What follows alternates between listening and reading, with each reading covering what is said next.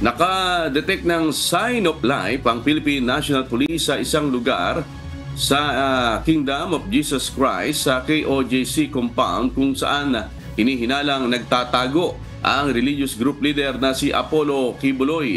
Ayon kay PNP Public Information Office Chief Police Colonel Jean Pajardo, gumagamit ang mga pulis ng radar at nakapokus doon ang ginagawang paghahanap ng kanilang tauhan. Matapos matuklasan na may senyales na may tao sa ilalim ng lupa sa naturang bahagi ng property.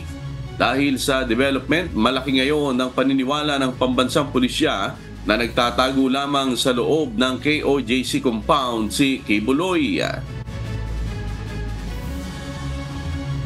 Meron po tayong isang area doon na ang estimate po natin is mga 20 to 30 meters from the ground at may nadedetect po tayong sign of life. So nandun ngayon yung concentration natin at naniniwala tayo na malapit na nating matumbok kung sino itong nasasagap po nitong penetrating radar po natin.